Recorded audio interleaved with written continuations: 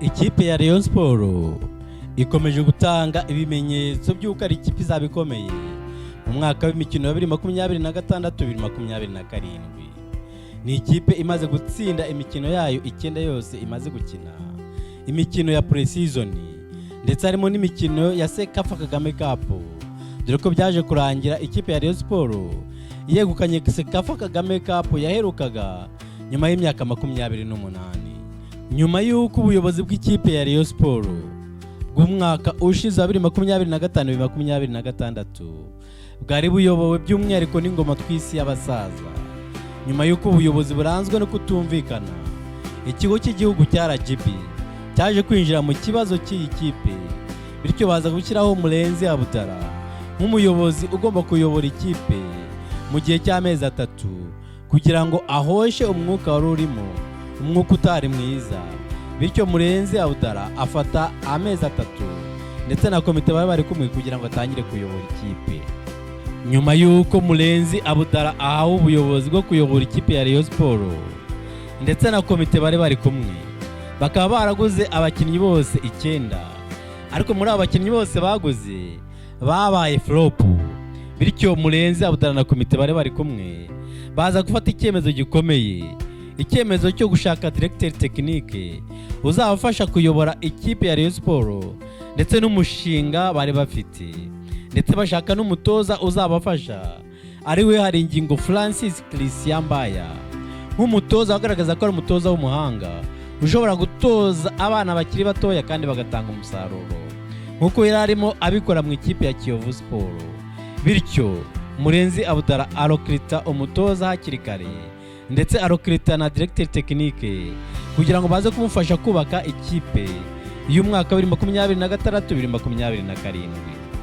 Ubundi uyu mushinga w'ikipe ya Rayon Sport ugitangira abantu ntago bawumvaga, dore ko rero yaba umutoza ndetse na directeur technique batangiye bashaka impano zitandukanye hano imbere mu gihugu, by'umwihariko bakibanda ku bana bakiri batoya bafite impano zitandukanye.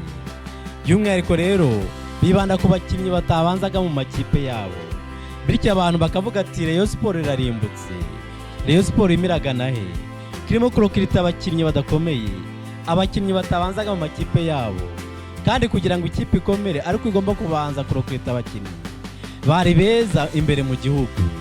Bityo bakaba barabonaga ikipe ya Rayon Sport irimo irokirita abana bakiri batoya, bagiye nk'Iburasirazuba bazana Muhoza Daniel, umukinnyi wakinaga mu cyiciro cya kabiri.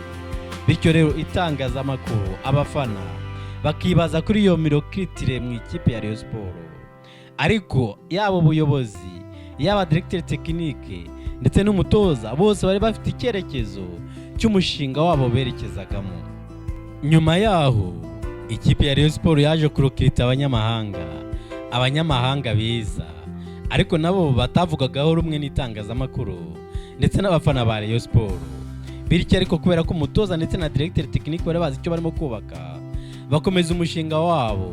Muri uyu mwaka w'imikino ikipe ya Rayon Sport ikaba yarongeyemo abakinnyi bose 18 bashya, abakinnyi bayobowe n'umuzamu bita Dande Junior, ndetse ukajya kuri ba myugariro harimo rero umukinnyi mushya bita Matumona Wakonda kandi Abeli, harimo umukinnyi bita Nshuti Didier, harimo umukinnyi bita Charles Chiplao, harimo umukinnyi bita Mohamed Watara, ndetse ukajya no hagati mu kibuga ukajya ku mukinnyi bita Nkundimana Fabio, ukajya ku mukinnyi bita Nisingizwe Christian, ukajya ku mukinnyi mushya bita Mudele Akbar, ukajya ku mukinnyi mushya bita Ndayishimiye Didier, ukajya kundi mukinnyi mushya bita Ibrahim Jingale, bajya ku mukinnyi mushya bita Isa Jigwiba, undi mukinnyi mushya bita Eri Mokono aka Erdinho.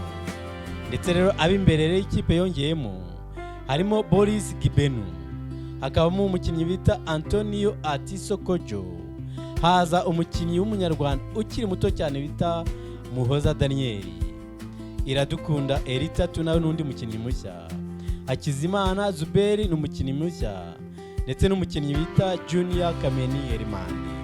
Abakara abakinnyi 18 ikipe ya Rayon Sport yongeyemo muri uyu mwaka w'imikino ya 2026-2027.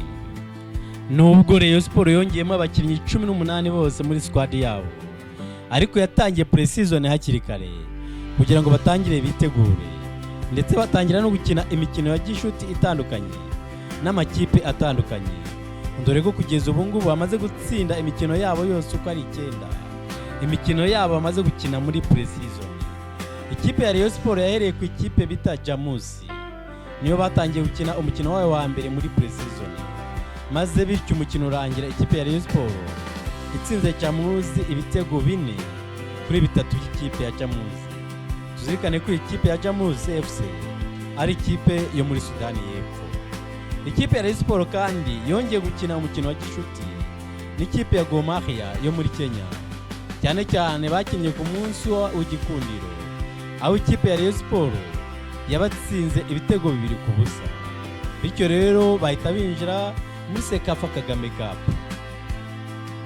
Mu itsinda ikipe yari irimo yashoboye gutsinda ikipe ya KFZ mu matsinda y'ijonjora, ni ikipe yo muri Zanzibar, yayitsinze ibitego 2-0. Ndetse ikipe yongeye gukina n'ikipe bita Tusker FC yo muri Kenya, nayo itsinda igitego 1-0.